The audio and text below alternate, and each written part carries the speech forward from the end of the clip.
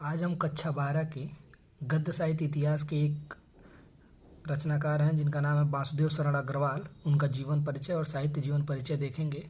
ये बोर्ड परीक्षा में हर साल पूछता है और इस बार भी आने की संभावना है। ये 5 नंबर का क्वेश्चन है, तो इसे आप लोग ध्यान से देखिएगा, बहुत ही छोटा है।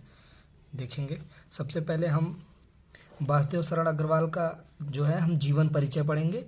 जीवन परिचय में जो जो इनका नाम है, माता पिता का नाम है, कहाँ जन्म हुआ, मृत्यु कब हुई, जन्म कब हुआ था, ये चीज़ें पढ़ेंगे। साहित्यिक परिचय पढ़ेंगे कि इनका साहित्य का जीवन, जो साहित्य के दौरान इनका जीवनकालीन रहा, रचनाएं कैसी रहीं, ये सब चीज़ें इसमें आती हैं।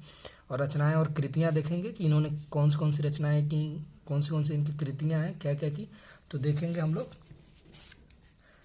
जीवन परिचय देखेंगे हम लोग वासुदेव शरण अग्रवाल का। इनका डॉक्टर वासुदेव शरण अग्रवाल का जन्म सन 1904 ईस्वी में मेरठ जिले के खेड़ा गांव में हुआ था।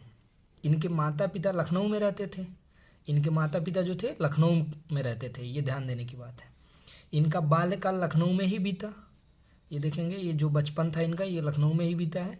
इन्होंने काशी विश्वविद्यालय से बीए की, काशी विश्वविद्यालय है जिससे इन्होंने बीए की, और लखनऊ विश्वविद्यालय से एमए एवं पीजी की उपाधि प्राप्त की। तो इन्होंने पाली, संस्कृत, अंग्रेजी आदि भाषाओं का गहन अध्ययन किया।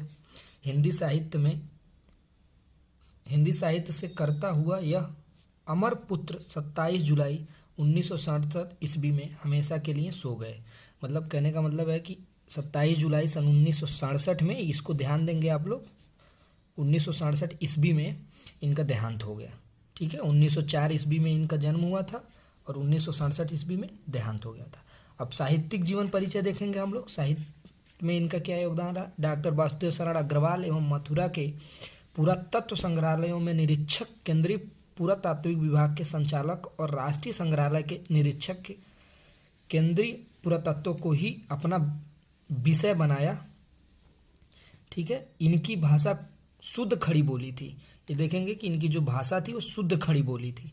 इन्होंने अपनी भाषाओं में अनेक देशज शब्दों का भी प्रयोग किया। कहने का मतलब है कि जो इनकी खड़ी बोली थी उसमें जब ये बात करते थे या बोलते थे, तो या अपनी रचनाओं में इन्होंने देसी जो शब्द होते हैं, देशज जो अपने देश के ही होते हैं, उन शब्दों का बहुत ही ज़्यादा उपयोग किया। ठीक है, अब इनकी कृतियाँ और रचनाएं देखेंगे। सबसे पहले इनकी जो कृतियाँ निबंध संग्रह से ली गई हैं। निबंध संग्रह में इन्होंने लिखा है बागधरा। ठीक है, दूसरी इनकी रचना है कल्प वृक्ष। ठीक है, और इनकी एक और रचना है वेद विधा, और बहुत सारी रचनाएं रही हैं, तो आप आदि लिख देंगे। ठीक है, शोध में देखिएगा, ये शोध कुछ चीज़ों पे शोध किया था। इनका शोध था पराधीनकालीन भारत पे। ठीक है, ये याद रखिएगा।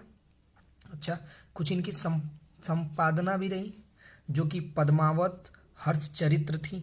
ठीक है, तो ये इनका एक बहुत छोटा सा है, इसमें आप लोग को 5 नंबर मिल सकता है, तो इसको ध्यान से थोड़ा देख लेंगे कि इनका जन्म, मरण और रचनाएं और साहित्यिक जीवन में एक पुरातात्विक विभाग के, केंद्रीय पुरातात्विक विभाग के राष्ट्रीय संग्रहालय के निरीक्षक बने थे। ये सब चीज़ें याद रख लेंगे, बस आपको 5 नंबर मिल जाएगा।